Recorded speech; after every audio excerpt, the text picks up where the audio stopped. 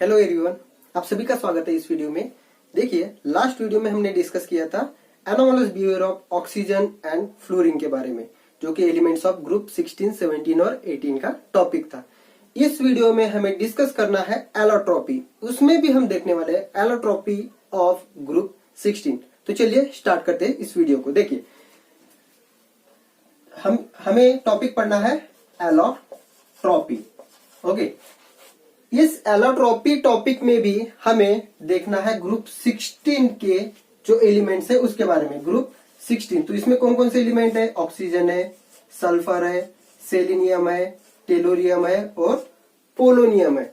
अब देखिए, ग्रुप 16 में कौन से एलिमेंट के क्या क्या एलोट्रॉपी, क्या क्या एलोट्रॉप्स रह सकते हैं, इसके बारे में हम डिस्कस करने वाले हैं। लेकिन हमें डिटेल में, इसमें भी सभी डिटेल में नहीं दिया है, डिटेल में सिर्फ हमें सल्फर और ऑक्सीजन के दिए हैं, तो उसमें भी सल्फर के ज्यादा दिए, इसको सिर्फ मेंशन किया है। तो चलिए देखते हैं इसको। देखिए, ऑक्सीजन की अगर बात करते हैं, सबसे पहले हम ये स्टार्ट करने से पहले एलोट्रॉपी होता क्या है इसके बारे में हम देख लेते हैं। एलोट्रॉपी मतलब क्या? तो देखिए, कभी भी अगर कोई भी कंपाउंड बनता है, उसमें अगर कंपोजिशन सेम है लेकिन उसके स्ट्रक्चरल अरेंजमेंट, उसके फॉर्मूले में डिफरेंस आता है, तो उसको हम बोलते हैं एलोट्रॉप्स। एग्जांपल हमने 11th नहीं 12th में ही हमने सॉलिड स्टेट में भी देखा है। उसमें भी कार्बन की जो एलोट्रॉप्स है, जैसे कि डायमंड है, ग्राफाइट है, फ्लोरीन है, तो उसमें सभी के सभी एलिमेंट्स क्या रहते हैं? कार्बन। लेकिन उसकी स्ट्रक्चरल अरेंजमेंट जो रहती है वो डिफरेंट रहती है, इसकी वजह से उनको हम बोलते हैं एलोट्रॉप्स। उसका हाइब्रिडाइजेशन डिफरेंट रहता है लेकिन कंपोजिशन सेम है, सभी में कार्बन रहते हैं। उसी तरह से अगर हम ऑक्सीजन की बात करते हैं, तो ऑक्सीजन में देखिए O2 एंड O3, ये ऑक्सीजन के एलोट्रॉप है। देखिए, इसमें O2 मतलब क्या कि उसमें दोनों के दोनों कंपोनेंट ऑक्सीजन है, इसमें भी ऑक्सीजन है, लेकिन दोनों की स्ट्रक्चरल अरेंजमेंट डिफरेंट रहती है। O2 मतलब डाइऑक्सीजन, जो कि हम जनरली ऑक्सीजन भी बोलते हैं उसको। और O3 क्या है? ओजोन। तो ये किसके एलोट्रॉप है? ऑक्सीजन के। बात समझ में आई? ये किसके एलोट्रॉप है? ऑक्सीजन के। उसके बाद अगर हम सल्फर की बात करते हैं, तो सल्फर के रोम्बिक सल्फर, ठीक है। उसके बाद मोनोक्लिनिक सल्फर हो गया, मोनोक्लिनिक सल्फर। ओके, साइक्लोएसिक्स है, ऐसे बहुत सारे हैं। लेकिन हमने जो मेन इसमें भी जो इंपॉर्टेंट वाले हैं, रोम्बिक सल्फर है, मोनोक्लिनिक सल्फर, जिसको भी हम क्या बोलते हैं? अल्फा सल्फर है, बीटा सल्फर जनरली हम उसको कहते हैं। उसके बाद अगर हम सेलेनियम की बात करेंगे, तो ये भी दो तरह के एलोट्रॉप्स फॉर्म करते हैं। एक रहता है रेड और एक है ग्रे। तो इसमें भी रेड एंड ग्रे, तो रेड में ये है नॉन मेटेलिक। रेड वाला कौन सा रहता है? Non metallic. एंड ग्रे वाला कौन सा रहता है? तो ग्रे वाला रहता है मेटेलिक। तो ये चीज ध्यान में रखिए। ये हो गए सेलेनियम के एलोट्रॉप। उसके बाद अगर हम टेलुरियम की बात करते हैं, तो इसमें भी हमें दो टाइप के एलोट्रॉप देखने को मिलेंगे। तो उसमें एक रहता है क्रिस्टलाइन और एक रहता है एमोर्फस। एक रहता है क्रिस्टलाइन और एक रहता है एमोर्फस। ये हो गए टेलुरियम के दो एलोट्रोपिक फॉर्म। उसके बाद अगर हम बात करते हैं पोलोनियम की, तो पोलोनियम भी अल्फा एंड बीटा, इस दो फॉर्म में प्रेजेंट रहता है और दोनों के दोनों मेटेलिक रहते हैं। दोनों के दोनों मेटेलिक प्रॉपर्टी शो करते हैं।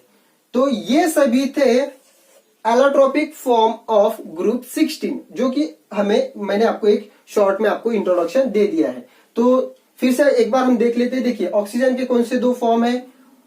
डाइऑक्सीजन एंड ओजोन, जो कि ऑक्सीजन के एलोट्रोपिक फॉर्म है। उसके बाद अगर हम सल्फर की बात करते हैं, तो रोम्बिक सल्फर है, मोनोक्लिनिक सल्फर है, साइक्लोएसिक्स है, H2 के फॉर्म में भी आता है। ओके, तो रोम्बिक सल्फर को हम अल्फा सल्फर भी बोलते हैं, मोनोक्लिनिक सल्फर को हम बीटा सल्फर भी बोलते हैं।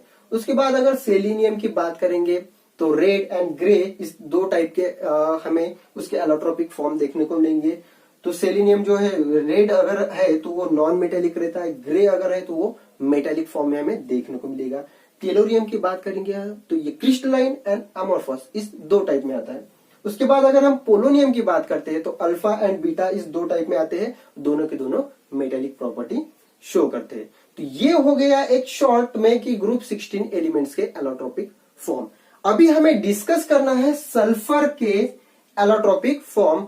तो देखिए सल्फर की अगर हम बात करते हैं तो sulphur has numerous allotropic form, जैसे कि हमने अभी कुछ एग्जांपल दिए थे, लेकिन उसमें दो इंपॉर्टेंट कौन से हैं, rhombic sulphur and monoclinic sulphur. ठीक है, तो ये जो है rhombic sulphur and monoclinic sulphur, तो ये सल्फर के हम यहाँ पे ड्रॉ करने के ट्राई करेंगे, सल्फर के जो एलोट्रोपिक फॉर्म है। ठीक है, एलोट्रोप्स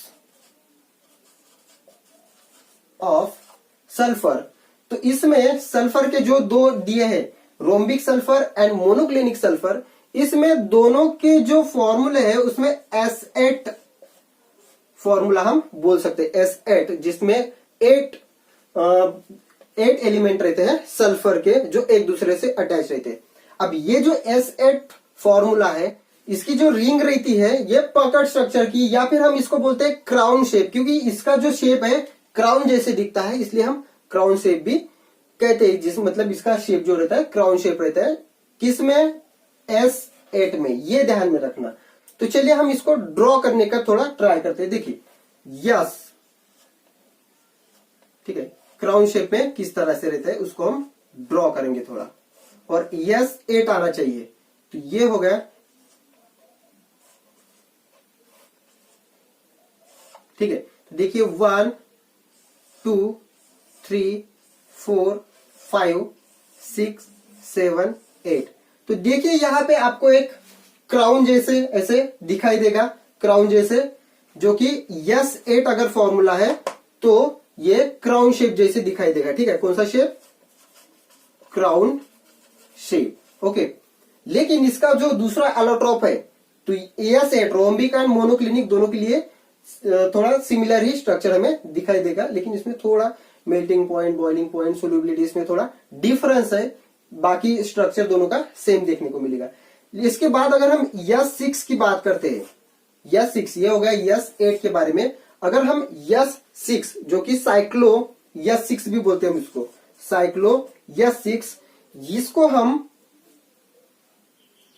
ये हमें चेयर फॉर्म में देखने को मिलेगा, चेयर फॉर्म में। ठीक है, तो देखिए हम ट्राई करते इसको निकालने का। ये अगर यस है तो इस तरह से यस,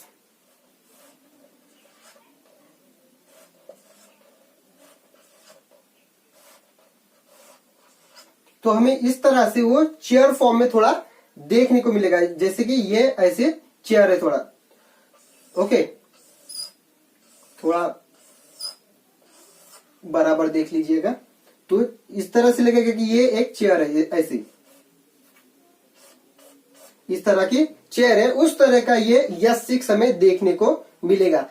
इसके बाद अगर हम S2 जो कि अनदर एलोट्रोप है सल्फर का, S2, इसकी अगर हम बात करते हैं, S2 की अगर हम बात करते हैं तो देखिए S2 O2 की तरह ही पैरामैग्नेटिक है, O2 की तरह ही पैरामैग्नेटिक इन नेचर है। तो ये तीन आपको डिस्कस करने थे। S8 सल्फर के एलोट्रोप है, S8, S6 and S2। S2 में सिर्फ इतना बताना कि ये पैरामैग्नेटिक है, ध्यान में रखिएगा। उसके बाद S6 की अगर बात करते हैं, साइक्लो S6, तो ये चेयर फॉर्म में देखने को मिलेगा। S8 अगर फॉर्म में है तो हमें क्राउन शेप में दिखाई देगा। तो ये थे एलोट्रोप्स ऑफ सल्फर के बारे में, जो कि ग्रुप नंबर 16 का एलिमेंट है। सो आई होप कि आपको आज की वीडियो में जो टॉपिक हमने डिस्कस किया है इसके बारे में आपको समझ में आ गया है। जो नेक्स्ट टॉपिक है oxo acids of sulphur, sulphur के बारे में, ऑक्सो एसिड्स ऑफ सल्फर, इसको हम नेक्स्ट वीडियो में देखने वाले हैं। तो आज के लिए इतना ही है। So bye bye and take care.